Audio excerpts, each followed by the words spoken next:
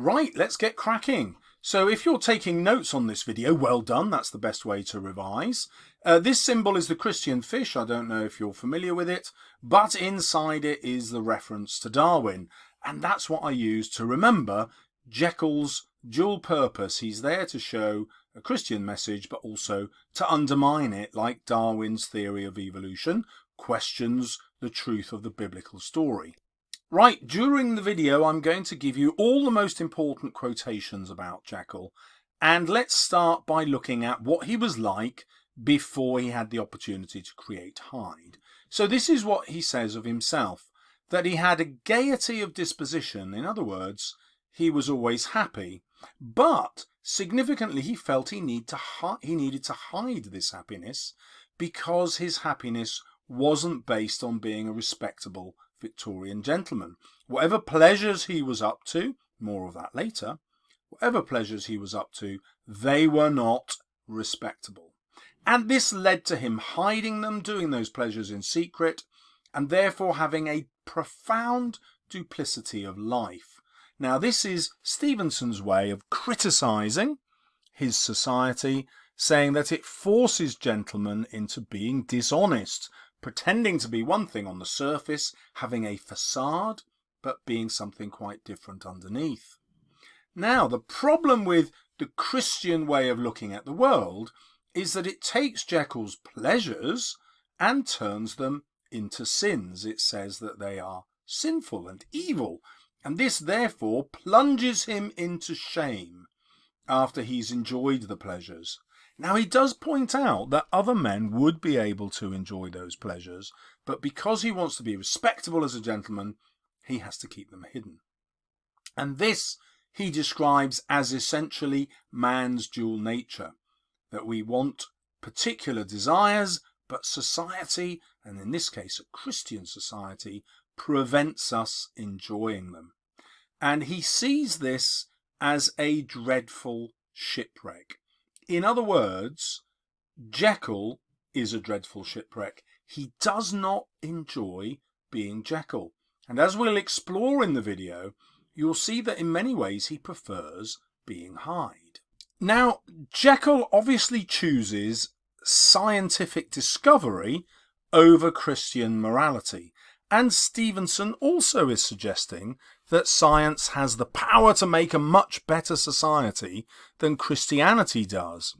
So, although Christian readers will see the creation of Hyde as a heretical challenge to God, heretical means going against God, Jekyll says he believes that other scientists will outstrip me on the same lines. Because if he can discover it, other people will, and he's expecting to be outstripped because he doesn't think that the creation of Hyde is inevitable. He thinks that an alter ego that's created by the potion might be somebody much better than Hyde. So he wants his scientific discoveries to be developed so that an angel might be created instead of a fiend. So this is important because he wants to carry on a legacy, he wants to be remembered for good, and at the end of the novel we get a strong sense that Utterson is going to suppress this because Utterson is also part of the Christian society. Therefore Stevenson is subtly attacking that Christian society for suppressing scientific progress. And Stevenson makes this most clear by giving Dr. Jekyll a really famous house in Leicester Square. It's the John Hunter house. Now, John Hunter was a professor of medicine. He has a statue of him. And there used to be 6 of these, I think, in Leicester Square. They're not now there. They didn't look like this, by the way. But my point is that John Hunter was extremely famous in Stevenson's day in 1885. But less than 100 years before, he was a shocking character in English history because all these discoveries that he made in surgery and medicine were enabled because he paid people to rob graves. This was the only way to get bodies, cadavers, to work on at the time, and there weren't enough people willing to give up their bodies to science, so he had to pay people to dig them up illegally just as soon as they'd been buried. As I say, this caused a great scandal, but not many years later, that scandal and social disapproval had turned into praise and fame. And so Stevenson is suggesting the same thing could happen to Jekyll. He's suggesting that the Christian society that is appalled at him creating a new human being in Hyde is perhaps wrong. If we just look at the science, the opportunity to create new and better human beings might be wonderful. Just as John Hunter improved surgery. So, an interesting perspective, and this context you can always get in when you write about Stevenson's purpose. Okay, we also get lots of strong clues as to why Jekyll prefers Hyde, and by extension, Stevenson is also suggesting that in some ways, Hyde is a better human being than Jekyll. So you won't have been taught that idea, so I need to explain it quite carefully. So when Jekyll first becomes Hyde, he says, "I came to myself as if out of a great sickness." That should say, I'm appalled at myself. In other words, being Jekyll feels like a sickness, being Hyde feels like a cure, and it also feels a more genuine existence, because Hyde is myself. So here's an interesting idea that Stevenson is suggesting. The more animalistic Hyde, who is just one thing, he doesn't have a false face, a facade, he doesn't have a dual nature, he is a more comfortable human being than Jekyll is. And what we notice here is that Hyde at the beginning is not a sinner, he's not someone who goes out and commits crimes, he is just a pleasure seeker. And Stevenson is suggesting that that is in fact man's natural state. It's Jekyll's natural state, and it's only Christian society that has turned that natural pleasure seeking into sin. It's labelled it as sin. There might be nothing evil in those pleasures at all. It's just the way they're looked at by society. He also describes being Hyde as not an innocent freedom of the soul. Now this is almost an oxymoron, the idea of innocence being opposite to freedom. But Hyde has freedom where Jekyll is trapped by what? Well, by Christian society. So again, we've got this idea that Hyde is a better kind of existence. He says that freedom is not innocent, but who defines innocence in this society? Oh yes, it's the Christian church again. So here, Jekyll is rejecting that sort of Christian tradition. Now, naturally, this will horrify Christian readers, as that means that Jekyll's, or rather Hyde's, soul is free from the fear of sin. So the Victorians, being Christians, believed that if you didn't have the fear of hell, you would just do whatever you wanted. If people didn't believe in God, they would be free to just follow their own desires. Of course, we know that's not what happens in society. Most of our society now is not religious in any way. But this obviously frightened a Christian readership. But nevertheless, it's what Stevenson believed. He believed that people were essentially good. They were essentially moral. But they didn't need Christian views of morality to force them to behave in proper ways that didn't damage other people. So Stevenson believes that this freedom that Hyde has is wonderful, and so does Jekyll. But at the same time, his readers have to think it's horrible because he's got this dual purpose. Jekyll points out that his new identity is natural and human. So in Jekyll's opinion, Hyde is a more natural human being than Jekyll, and this is also an opinion that Stevenson shares. Now, to a Christian reader, they would also agree, because they think that human beings are essentially born evil because of original sin. Okay, the idea around original sin is that Adam and Eve, led the perfect innocent existence in Eden, and then Satan in the form of a serpent tempted Eve by offering her the fruit of the tree of knowledge of good and evil. And once she eats this fruit, she suddenly understands what good and evil are. There's your duality again. And then she persuades Adam to eat of the same fruit, and God therefore punishes Adam and Eve by expelling them from Eden. They have to leave paradise and innocence behind forever, and they're sent out into the world with punishments. Adam is going to have to labour on the land, and Eve is going to have the pain of childbirth. So these are the punishments that God gives, and this is the Christian morality that we're dealing with in the novella. Well, what Jekyll is pointing out then is that being Hyde, having knowledge of good and evil, is actually a natural state, and being able to pursue one's pleasures is not necessarily an evil thing. But obviously to a Christian readership, being able to pursue your desires, whatever they are, without a fear of hell, is likely to lead to evil. Let's look at some more clues that we're supposed to reject Jekyll. So this is how he describes himself.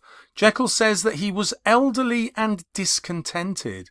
Now compare that to Hyde, who is always happy. And Hyde is also significantly young. Jekyll is growing old, he's in his 50s, and he's unhappy because he has to hide his true nature. He then contrasts that with what he feels as Hyde. So as Hyde, he gives us a list. He felt liberty, so freedom again, the comparative youth, the light step, leaping impulses, and secret pleasures. Now look how attractive that feels as an existence. And also, it doesn't sound like a criticism of Hyde. Now, let's go a little bit deeper, because the word that is missing from this quotation is the word evil. In other words, when Jekyll is just thinking about what it's like to be Hyde, he doesn't think Hyde is evil at all. Now later he will describe Hyde as pure evil to Utterson, but that's because he has to give this Christian message. Jekyll knows that Utterson is a Christian, and he wants Utterson to carry on his science, to publicise it. He wants to be remembered. He wants to have an influence on the future. Of course, Utterson won't do that, because he will suppress Jekyll's discoveries just like the Christian society does, because Utterson represents Christianity here. Now, the other problem for Stevenson writing the novel is, if 90% of his readers are Christian, he can't go around giving an obviously unchristian or atheist message. It has to be super subtle. And so here is that subtlety when we see Jekyll's innermost thoughts and innermost reactions to Hyde. And this is what Stevenson wants us to realise, that underneath it, Hyde is not particularly evil. Aha! I hear you say, what about the murder of Sir Danvers Carew? Well, hang on, because I have an explanation for that. Right, so this is another clue that Jekyll's life, as Edward Hyde's, is not in fact full of evil deeds, but simply the freedom to pursue the pleasures which are rejected by Christian society because Christians view them as sins. Now let's consider what those pleasures might be. So all the way through the novella, Stevenson keeps dropping hints that not all is right with the Christian way of looking at the world, and instead he looks at a paganist view of the world, which comes from the ancient Greeks. Now this is important because any educated person in Victorian England would not just have studied all the Greek myths, they would have read them in the original Greek. Okay, so he's writing certainly to a male audience that is deeply familiar with a pre-Christian tradition, a tradition that rejects the idea of a single God, rejects the idea of this division between good and evil, and rejects the idea of hell, where the evil go to hell. In ancient Greece, everybody went to Hades. It didn't matter whether you were good or bad. it was just death. So he has a completely different view of Christian society, and he actually has much more sympathy with the ancient Greeks and this pagan view. Now, how does this play out in the novella? Well, Jekyll, when he first turns into Hyde, he's wandering around, marvelling at the experience of being Hyde, and he imagines being judged not by God, not by Christianity, but by the constellations. Now, the constellations are what we call the organisation of stars. You know, you've got a star sign. Sailors use them to navigate. They have names and shapes. And all these names and shapes come from the Greek. The Greeks had myths to explain how the gods had put that particular pattern of stars, that particular constellation in the sky. Now, he talks about those Greek gods, if you like, the constellations, looking down with wonder at what he's created, because scientifically it is extraordinary, and it's only a Christian perspective which will see it as evil, as doing something that only God should do, creating a new life. The other Greek references also link us to homosexuality. So one of the star signs is Aquarius, and Aquarius celebrates Ganymede, who was Zeus's lover and indeed the lover of other gods. So homosexuality in Greek literature is actually celebrated. It's not seen as a sin, but quite the opposite in the society that Stevenson's writing in. Homosexuality is viewed as a terrible sin. This also explains why he has this reference to Damon and Pythias when he's talking about the fallout between Lanyon and Dr. Jekyll. So Lanyon describes his relationship to Jekyll as like Damon and Pythias, and these two were the most loyal of friends. Again, a subtle allusion to male sexual desire. So I won't go into this in loads of detail in this video because some viewers go, "Oh, I'm not comfortable with that interpretation, Mr. Salles." Well, there you go, it's there, and there's plenty of evidence to show that Stevenson intended it to be there. So the Christian reader will read this quotation about the constellations and see it as proof of Jekyll's vanity, and this has a word for it, hubris, the idea that he's celebrating himself before a dramatic fall in fortune. So hubris, good word to nick. And to them it proves that Jekyll is evil because he's taking pride in this terrible sin of creating Hyde. But Stevenson is not going to suggest that creating Hyde was a sin, and he's going to undermine Jekyll's claim that Hyde is pure evil. Now remember, Jekyll has to present Hyde as pure evil because Stevenson has to present Hyde that way because it's a Christian novel. But he does this in such a way that the astute reader, the alert reader, the person who reads between the lines, will realise that Hyde probably is not pure evil. Let's look at my extraordinary claim that Jekyll is not evil. So here are the 7 deadly sins, plenty to choose from here, but Jekyll doesn't name a single one. He doesn't give us a single instance where Hyde is being particularly evil. Well, I say a single instance. We will get the odd one, but not particularly evil. So if he is pure evil, he's going to be the most evil person who's ever existed. And that's what Jekyll says. He says he's the most evil man in mankind. He stands alone because there's nobody who's ever been as evil as Hyde. Yet when Stevenson describes what Hyde is up to, having these secret pleasures that Jekyll himself wanted to have, the worst he can say about them is that they were undignified. Well, that's not spectacularly evil, is it? Might be a bit naughty, but pure evil? No. And this is Stevenson's way of undermining what Jekyll claims, that Hyde is pure evil, but then the reader will notice, well, there's not really much evil going on.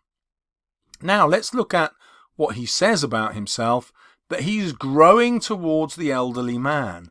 Now what he's implying here is that these secret pleasures need a person to be young. They're much more difficult for an elderly man to do. This again hints at the idea that the pleasures are energetic and sexual. Now Hyde does not have to pay for these pleasures. There's no sense that Hyde is out spending money, and therefore it suggests that his youth is part of his attraction. And you will remember that other people in the novel are actually attracted to Hyde. Jekyll, for example, has a mirror put in his laboratory so that he can see Hyde appear. That's how attractive he finds him. It's only the Christians in the novel who reject him. So we've got Enfield and we've got Utterson, who are horrified at seeing him, but they can't explain what it is about him that they don't like. Well, this is a strong hint that it is not actually his appearance, it's his homosexuality that they're rejecting. Now, the next thing that Jekyll says is that he indulges in undignified pleasures, which then turn towards the monstrous. Now, again, he doesn't give us a single example of this, which also suggests that the unspoken sin here is homosexuality. We see this referred to in a subtle way when he describes Hyde doing his good pleasure. Now, he obviously means that slightly ironically, to show that Hyde is actually being evil, he's not being good at all. But the very phrase suggests that the pleasure was good, it was enjoyable, but also it's good if you step outside Christian morality. It's only Christian morality that brands it as evil. He talks about Hyde indulging in any degree of torture to another, but he's unable to give us any examples. And so we get a strong sense that this detail is simply there to show that Jekyll rejects Hyde. But remember who his audience is. His audience is Utterson. That's who he's left the full statement of the case to. But doesn't mean that he truly believes Hyde is torturing other people. And as we shall see, there is only one instance of violence in the novel that Hyde does for himself. It will be where he punches a woman, and that, of course, is symbolic. Why is the only person he chooses to hurt of his own volition a woman? Well, this again is Stevenson's way of suggesting that Hyde is homosexual. It's a symbolic rejection of women. Right, well, I've just made this extraordinary claim that Hyde doesn't choose to do any evil act except punch this woman, and therefore I'm going to argue that he doesn't choose to kill Sir Danvers Carew. So let's look at this in more detail. I'm going to suggest that actually Jekyll is the person who has a motive for killing Sir Danvers Carew. Now, to understand this motive, I've had to prove that Jekyll has a homosexual desire for other men and has to keep this hidden. And it's this that causes him to create Hyde. You will remember that the novella is written in 1885. Well, why does it have this theme of homosexuality in 1885? Because there is a famous act passed by Parliament which outlaws gross indecency, and gross indecency is used as a way of criminalising homosexuality. So in the context of the day, you know, it's a bit like somebody writing a novel about Brexit now because it's all over the news. Well, this is what Stevenson's doing. He's writing about Parliament of his day, and he believes that homosexuality should not be criminal. He believes that it's entirely normal, just like the ancient Greeks did, and so he's writing a novel to try and prove it. However, he's aware that 90-odd% of his readers, being staunch Christians, will probably reject the idea of homosexuality, so he has to be super subtle. Now, when you read the description of Carew talking to Hyde, the maid describes him as approaching Hyde in a pretty way. A really extraordinary description, and that again suggests that he's very effeminate. it suggests that Carew is out looking for somebody to have sex with in a homosexual way. He's cruising his own neighbourhood. He's not out in Soho, remember. He's in his own neighbourhood. It's 11 p.m, it's late at night, and he's in a place that Hyde has been before. We know that because he has been to see the maid's master. That's how she recognises him. So this is obviously a place where Hyde would go to seek pleasures. Now, the other clue that the secret motive for killing Carew is around homosexuality is that Jekyll can't give Utterson a motive. He says, well, it was so pitiful a provocation. In other words, there was no motive. Hyde just did it. Well, that sounds highly unlikely. Let me show you why. Carew cannot have been the first person Hyde met on his walk. You know, he's gone for quite a long old walk down towards the river from Soho. That's well over a mile walk, and he will have met lots of people on the way. It's impossible that he just killed the first person that he met. Nor is Hyde lying in wait. It's not like he's planned to meet Carew or planned to hide and wait for someone to come by and just satisfy this idea that he wants to kill someone. So the idea that he's just doing it on a whim doesn't really stack up. Now let's look at Jekyll's name. Many of you will probably be taught that French je is I, and kill is obviously a homophone for kill. So Jekyll's name is I kill. Not Hyde kills, but I kill. And I want to introduce this idea to you because it is Jekyll who has the motive to kill Sir Danvers Carew. It's not Hyde at all. Remember that Hyde is created to be Jekyll's bravo. A bravo is someone who does something on your behalf. So that's why Hyde was created. The extra gorgeousness of this arrangement for Jekyll isn't just that Hyde does it for Jekyll, it's that Jekyll experiences everything that Hyde experiences. He lives and breathes what Hyde does. It's the ultimate 3D immersion. He is Hyde when Hyde does what he does.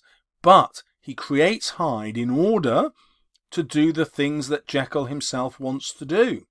So a huge clue that the killing of Carew is Jekyll's deepest desire. Now, when we look at the description of the killing, do you remember the maid described it as Carew being clubbed down to the ground, beaten to a pulp? Well, that's not the way that Jekyll describes it. Look at the sexual sort of way that he describes the killing. With the transport of glee, I mauled the unresisting body, tasting delight from every blow. So, a strong suggestion that Hyde is enjoying this murder at a sort of sexual level on behalf of Jekyll. Now, Stevenson also does this symbolically because Sir Danvers Carew is deliberately a member of Parliament. It's Parliament who's passed this act, and Stevenson is effectively accusing Carew of being a hypocrite. He is suggesting that Carew is homosexual, but because he wants to be respectable, just like Jekyll wants to be respectable, just like all these gentlemen do, he votes for a law that criminalises homosexuality. It criminalises it even though he himself is homosexual. So he goes against his own human nature in order to be respectable. And that's why Stevenson kills him off. He's saying this is wrong.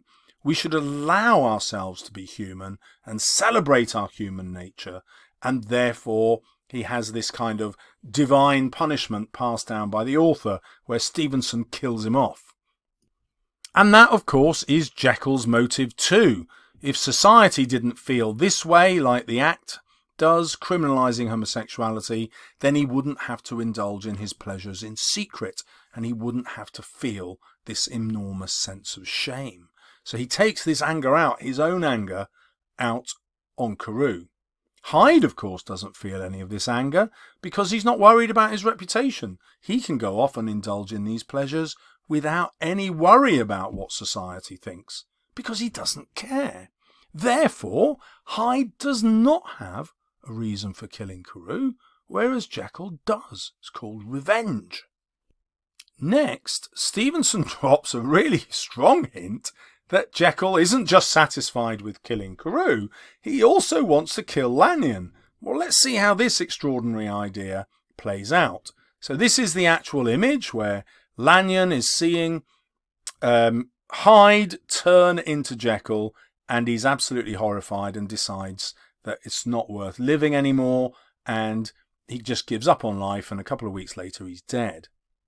So Jekyll portrays Hyde as the evil, who's murdering out of some animalistic desire. But I think this is a disguise to show that Hyde wanted to kill Carew, Hyde wanted to upset Lanyon, but actually he doesn't. It's Jekyll who wants revenge on Lanyon.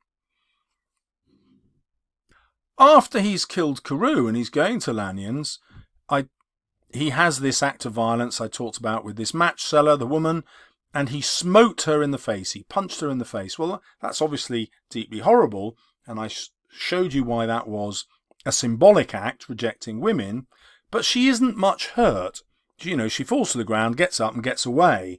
So he clearly doesn't want to kill her. She's just in his way, and so he reacts violently. Yes, that is an evil act, but certainly not pure evil. And I think it's a symbolic one.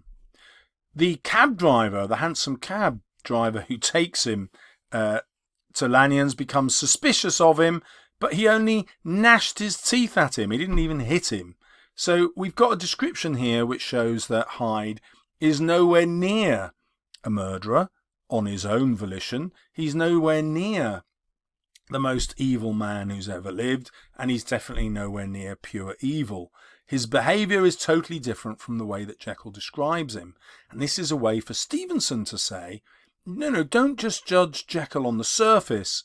Let's look deeper at what's going on. Now, let's consider how Dr. Lanyon, on his own at midnight, would be an easy victim of murder.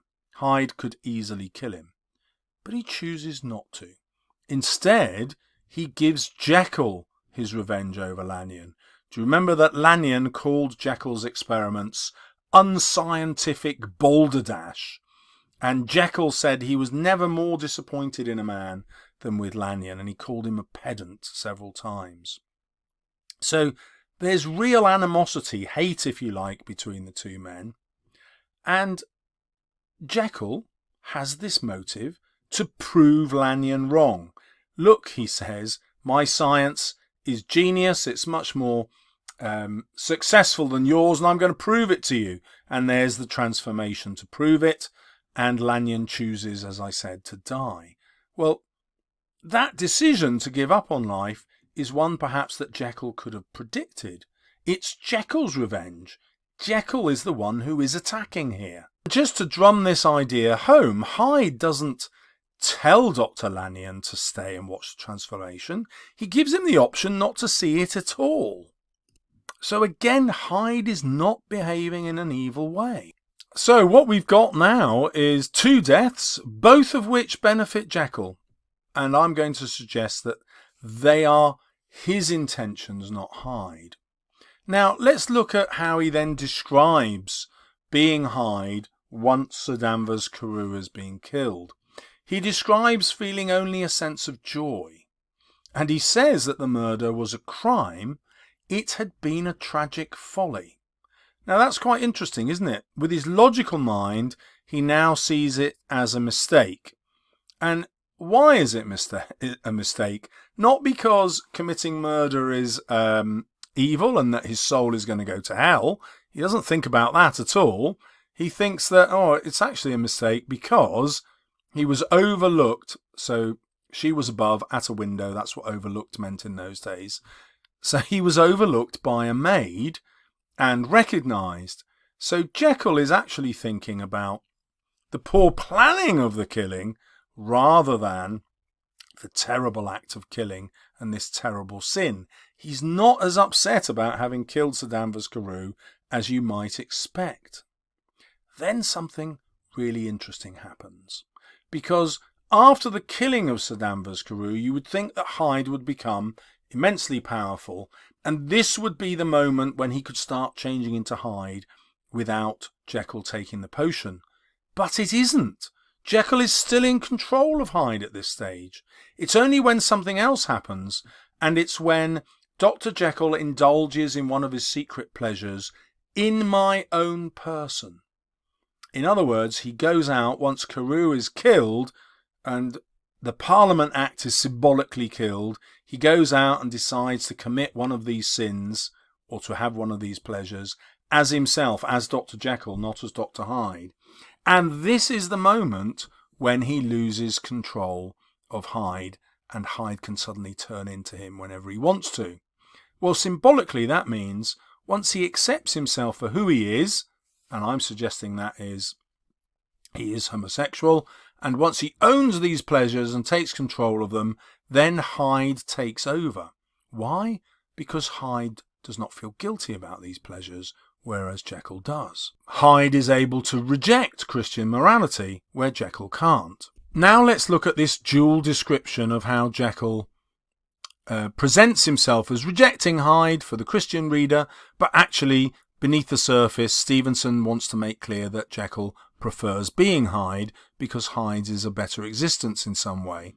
So Jekyll uses the language of Christian morality to portray Hyde as traditionally evil, describes him as hellish and inorganic. But look at how he describes himself. He notices that Hyde sees Jekyll as full of despondency. In other words, he's always miserable, and he comments on Jekyll's lack of life. Hyde, on the other hand, every time he turns into Hyde in Jekyll's house, starts scribbling blasphemies, messages against God, in Jekyll's books. So Hyde is attacking Jekyll's Christianity. He's saying that the Christian faith is wrong. And it also implies that he blames Christian morality for the dislike others feel about him. In other words, Christian morality rejects homosexuality, which makes them reject Hyde. And Hyde is saying, look, there's nothing wrong with me. I should be liked just as anybody else is. He's attacking the Christian faith. But he's also trying to show Jekyll, perhaps, that the Christian faith is irrelevant, perhaps even that there is no God, and therefore Jekyll himself could be full of life, and he doesn't have to be full of misery. He can just live a happy life pursuing his own pleasures. Jekyll actually contrasts himself with Hyde and envies him. He envies Hyde because Hyde is full of life, and he says this is wonderful. Now, let's step back a minute and be Stevenson. So Stevenson is saying this is what Hyde is like, loving life and appreciating how wonderful life is, whereas Jekyll is full of misery and a lack of life. Well, what's Stevenson's message? Stevenson's message is it's much better to be a human being like Hyde, who's able to enjoy their pleasures, than a human being like Jekyll, which is the rest of us in society who are not able to enjoy these pleasures because of Christian morality. Finally, at the end of the novel, Stevenson has to give his readers the ending they want, where evil is punished. So Jekyll is punished with death for creating Hyde, so he disappears and Hyde takes over his being. And then Hyde is punished with death for his obvious sins. So the sinners are punished and good is restored. Everything passes to Utterson. Well, that's the Christian reading of the novel. However, Jekyll, we will see, although professing to be a Christian, actually rejects Christianity, because Stevenson wants the reader, the sophisticated reader, to also reject Christianity. Let's see how that works. Jekyll's final comment on Hyde is that he suggests suicide would be an act of courage. Well, that's an extraordinary idea to suggest that it's brave to kill yourself. Killing yourself went exactly against God's commandments. You weren't even allowed to be buried in a churchyard, even if you were a Christian and had lived a very good life, because this was an ultimate sin, and you had to be buried in unconsecrated ground outside a churchyard, which God, if you like, had not blessed. And what does he say about this courage? Well, he says it's the courage to release himself. Well, to describe death as a release like this proves that Jekyll does not believe in the notion of hell. Because if he did, he couldn't describe the idea of committing suicide and then instantly going to hell as being as a release from life, could he? So ultimately here, at this point in the novel, right at the very end, Stevenson drops his most telling hint that he doesn't believe in God at all, because not even Jekyll believes in God at this point. He says he does because he wants to appease the Christian Utterson, and Stevenson makes sure that he does because he has to give a Christian form to the novel, but he's hoping for that intelligent reader to spot this. Now, as I've said, Dr. Jekyll can only use this language if he ultimately rejects Christianity and the concept of hell. Let's now go back to the will, the mysterious will that started Utterson's examination in chapter 2, right at the beginning. This is what he says about the will. It provided not only that in the case of the decease, so the death of Henry Jekyll, etc., all his possessions were to pass into the hands of Edward Hyde. Fair enough. But how does he describe Hyde? As a friend and a benefactor. Now, a benefactor is somebody who does good for somebody else. So in his will, Jekyll is describing Hyde as someone who does good for Jekyll. And he is a friend. Proof again that he feels that Hyde is a better being than Henry Jekyll. Now, let's look at the next bit of the will. In case of Dr. Jekyll's disappearance or unexplained absence for any period exceeding 3 calendar months, the said Edward Hyde should step into the said Henry Jekyll's shoes without further delay. So let me finish the quotation marks there. That was lazy of me. Now, what this means is that before Hyde can ever turn into Jekyll by himself, Jekyll has already decided to kill himself off. He's already decided that he wants to become permanently Hyde. And he's already written this will so that Hyde will have everything he needs. Now, most people miss this point. Let's go a little bit further into the language. What does he call being Hyde? He says he wants Hyde to step into the Henry Jekyll's shoes. In other words, this image suggests he wants Hyde to become Henry Jekyll. He wants to lose the identity of Henry Jekyll and replace it with Hyde's identity. It's not just that he wants Hyde out doing these pleasures in secret. He actually wants to be able to be permanently Hyde. And how do we know that? Well, he says without further delay. He's actually in a rush for this to happen. And now here comes a bit of context which I encourage you to put in any essay on Jekyll and Hyde, but particularly one on Jekyll, because here we have Robert Louis Stevenson with his wife Fanny. Which country are they in? Samoa. Now, directly after writing this novel, just a few months after writing it, he decided to leave England forever. He rejected the kind of society that Dr. Jekyll lives in. Just like Jekyll wanted to escape it by creating Hyde, Stevenson wants to escape it by moving to Samoa. Now notice he doesn't choose some sunny climate like Spain or the south of France, which is very much like Britain. No, he totally rejects this Christian view of the world. You know, look at these photos of all these men carrying axes, not bothering to wear European dress. How easily they would fit the description of Hyde, this primitive being that's a throwback to our ancestral past. Well, to a Christian audience, that description of Hyde was one that characterized him as primitive and evil. But to Stevenson, not so. Noble.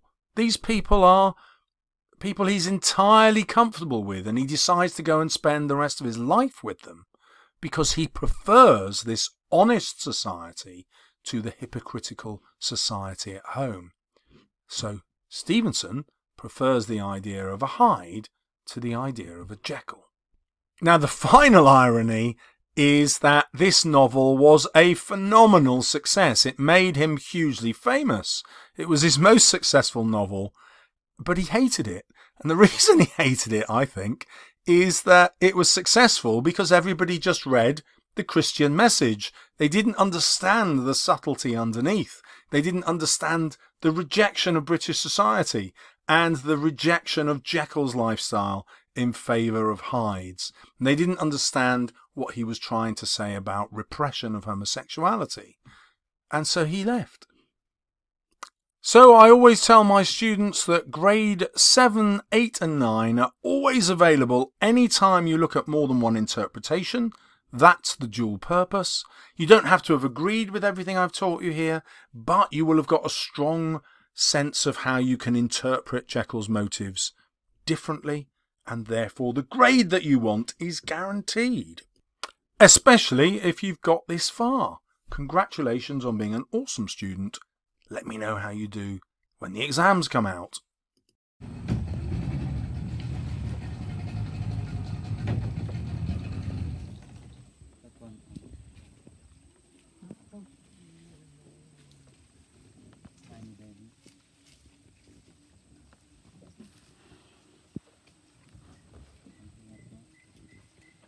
Oh, yeah.